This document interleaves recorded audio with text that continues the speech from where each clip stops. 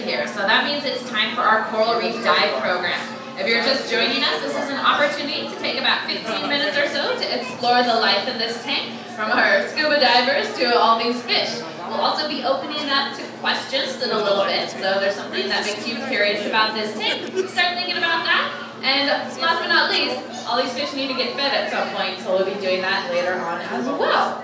So, all that being said, let me introduce myself. My name is Audrey. I'm a staff member here at the Academy. Is everyone having a good day here so far? Yes. All right, I'd like to hear it. Excellent. Is anybody here for the very first time? First visit? A few of you, lots coming back for more as well. Well, thanks for everybody being here. Now, I know there's lots to do here at the Academy. I'm curious, what made you want to sit down and look at just this tank a little bit longer? It's giant. Yeah. Beautiful. What do you think?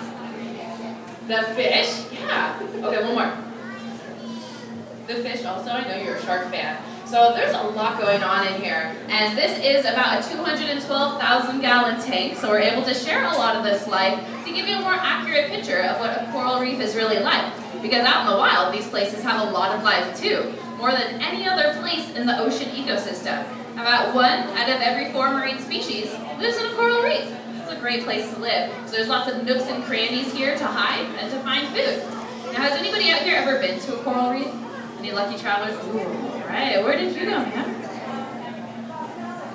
Oh, Cozumel, Cancun. Excellent. Would anybody ever like to go on a tropical vacation? I don't think I can raise my hand for that. Well, that's what I like about this tank again, is it's a pretty good preview.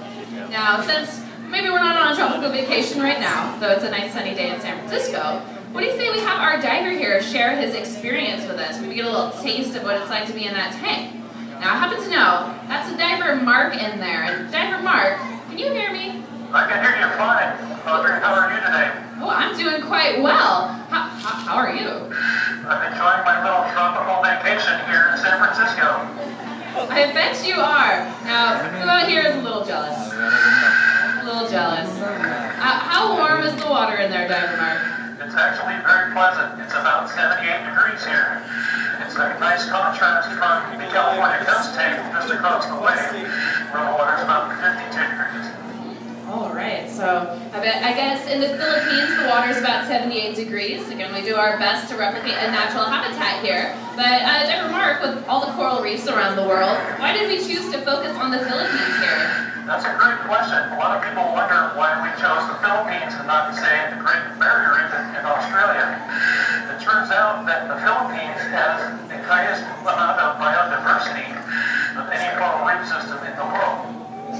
Alright, so while coral reefs in general have the most ocean life, the Philippines might have the most of all the coral reefs. So it's kind of like the most diverse of the diverse, and I think you all can get a bit of an idea about that with all the colors and all the fish and all the corals in here. And diver Mark, all this wonderful, colorful life wouldn't be here without the corals anyway. Could you maybe point out some of the corals for us? I'd be happy to. There's actually a couple of different kinds of corals. There are hard corals, which are the reef-building corals. Here's an example behind me. This leather coral, this sort of cup-shaped coral. You'll see some branched hard corals up on the rocks over there, and over here as well. Down below me, you'll see wire corals or whip corals, which are actually kind of a soft coral. And you'll see some other corals over here that are kind of waving in the breeze, almost like